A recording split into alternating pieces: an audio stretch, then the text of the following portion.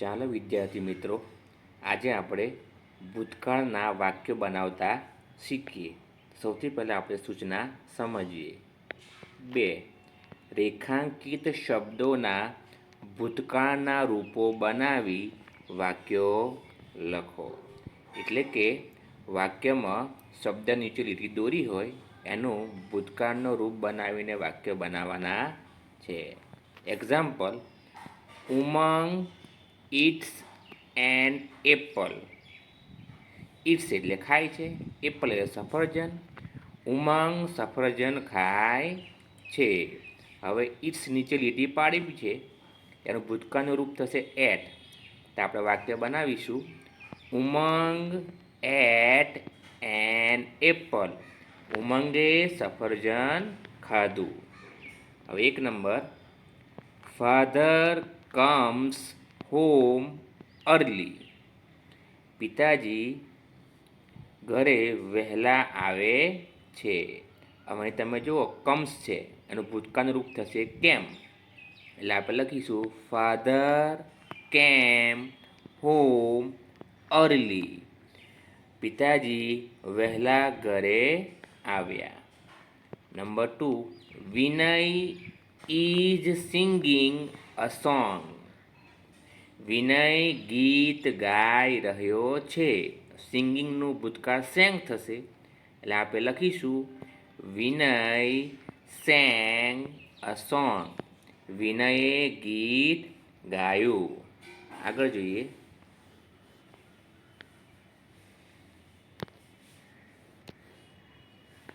Number 3, we draw pictures on the board.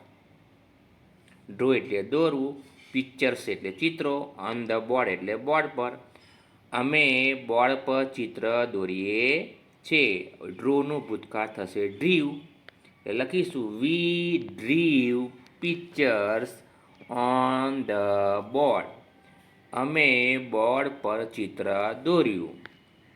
Number 4, the children are clapping their hands. Clapping એટલે તાળીઓ પાડવી, there hands એટલે તેમના હાથ વડે. ધ ચિલ્ડ્રન એટલે બાળકો. બાળકો તેમના હાથ વડે તાળીઓ પાડી રહ્યા છે. તો ક્લેપિંગનું ભૂતકાળ થશે ક્લેપ, એટલે આપણે લખીશું the children clap their hands. બાળકોએ તેમના હાથ વડે તાળીઓ પાડી. Number 5, they go home late. Late એટલે મોડું, ઘરે. તેઓ મોડા ઘરે જાય છે. તો આપણે ગોનું ભૂતકાળ લખીશું તો વેન્ટ થશે. તો આપણે લખીશું ધે વેન્ટ હોમ લેટ. તેઓ ઘરે મોડા ગયા. Number 6, mister Dave drinks T. Drinks એટલે પીવું, ટી એટલે ચા.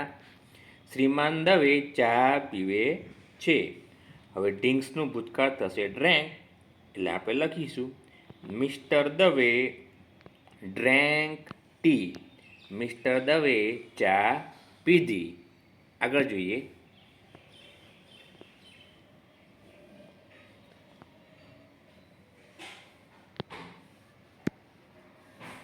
Number 7, Yash is flying kites. Yash પતંગો ચગાવી રહ્યો છે. ફ્લાઇંગનું ભૂતકાળ થશે ફ્લ્યુ, એટલે આપણે લખીશું યશ ફ્લ્યુ કાઇટ્સ. યશે પતંગો ચગાવી. Number 8, the teacher is standing near the table. Near the table એટલે ટેબલ પાસે. શિક્ષક ટેબલ પાસે ઊભા છે.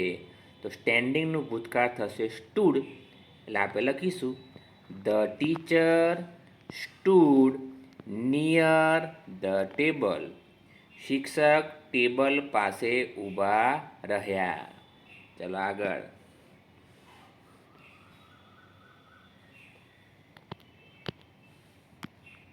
Number 9, Mrs Modi teaches us English. Us એટલે અમને. શ્રીમતી મોદી અમને અંગ્રેજી શીખવાડે છે. તો ટીચીસનું ભૂતકાળ થશે ટોટ. તો આપણે લખીશું Mrs Modi taught us English. અહીં આગળ આ ભૂલ છે, ટોટ આવે, TAUGHT. શ્રીમતી મોદીએ અમને અંગ્રેજી શીખવાડ્યું. તો અહીં આગળ લખીશું TAUGHT. ચલો આગળ જઈએ. Number 10, we take our books home. અમે અમારી ચોપડી ઘરે લઈ જઈએ છીએ. તો ટેક છે, ટેકનું ભૂતકાળ થશે ટુક. એટલે આપણે લખીશું વી ટુક અવર બુક્સ હોમ. અમે અમારી ચોપડીઓ ઘરે લઈ ગયા. Number 11, that main is giving sweets to the poor. That main એટલે પેલો માણસ, ઇઝ ગિવિંગ એટલે આપી રહ્યો છે, સ્વીટ્સ એટલે મીઠાઈઓ, ટુ ધ પુઅર એટલે ગરીબોને. પેલો માણસ ગરીબોને મીઠાઈ આપી રહ્યો છે. હવે ગિવિંગનું ભૂતકાળ થશે ગેવ. એટલે આપણે લખીશું that main gave sweets to the poor. પેલા માણસે ગરીબોને મીઠાઈ આપી. Number 12, the rabbit is hoping in the garden. Rabbit એટલે સસલું, હોપિંગ એટલે કૂદે છે, ઇન ધ ગાર્ડન એટલે બાગમાં, સસલું બાગમાં કૂદે છે. તો હોપિંગની ભૂતકાળ થશે હોપ. તો આપણે લખીશું the rabbit hop in the garden. સસલું ગાર્ડનમાં કૂદ્યું. આગળ જઈએ.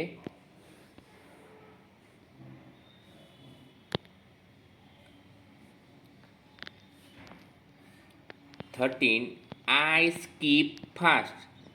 હું ઝડપી દોડા કૂદું છું. સ્કીપનું ભૂતકાળ થશે સ્કીપ્ડ. એટલે આપણે લખીશું આઈ સ્કીપ્ડ ફાસ્ટ. હું ઝડપી દોરડા કૂદ્યો. નંબર 14, નીતિન બેટ્સ વેલ. નીતિન સારું બેટિંગ કરે છે. તો બેટ્સનું ભૂતકાળ થશે બેટેડ. તો લખીશું નીતિન બેટેડ વેલ. નીતિને સારી બેટિંગ કરી.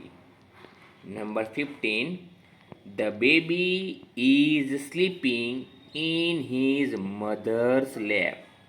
બેબી એટલે છોકરી, બાળકી, સ્લીપિંગ એટલે સૂવે છે, હિઝ મધર્સ લેપ એટલે કે તેની માતાના ખોળામાં. બેબી તેના માતાના ખોળામાં સૂઈ રહી છે.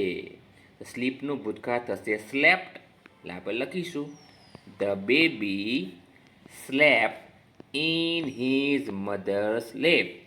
બેબી તેના માતાના ખોળામાં સૂઈ ગઈ. Number 16, they are taking the little boy home. Taking એટલે લઈ જાય છે, દે એટલે તેઓ, લિટલ બોય એટલે નાનો છોકરો. તેઓ નાના છોકરાને ઘરે લઈ જાય છે. તો આપણે ટેકિંગનું ભૂતકાળ થશે ટુક. એટલે આપણે લખીશું they took the little boy home. તેઓ નાના છોકરાને ઘરે લઈ ગયા. 17, we make paper boards. Make એટલે બનાવી, પેપર બોર્ડ એટલે કાગળની હોડીઓ. અમે કાગળની હોડીઓ બનાવીએ છીએ. અને ભૂતકાળ લખીશું તો મેકનું ભૂતકાળ મેડ. લખીશું વી મેડ પેપર બોર્ડ્સ. અમે કાગળની હોડીઓ બનાવી.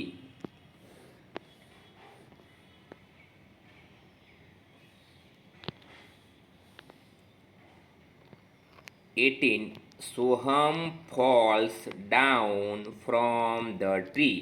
ફ્રોમ ધ ટ્રી એટલે ઝાડ પરથી, ફોલ્સ ડાઉન એટલે પડવું. સોહમ ઝાડ નીચેથી પડ્યું. તો ફોલ્સનું ભૂતકાળ થશે ફેલ. એટલે આપણે લખીશું Soham fell down from the tree. Soham ઝાડ નીચેથી પડ્યો. 19.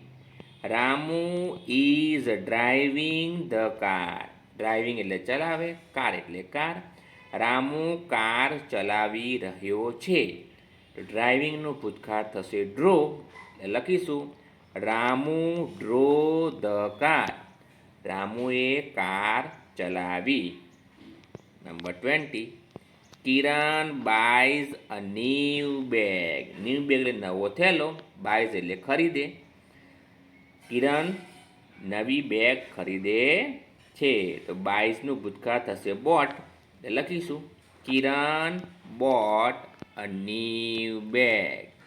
કિરણે નવી બેગ ખરીદી. તો આ રીતે તમે લીટી દોરેલા ક્રિયાપદના રૂપોને સ્થાને ભૂતકાળના રૂપો બનાવીને વાક્યને ભૂતકાળના રૂપમાં ફેરવી શકો છો.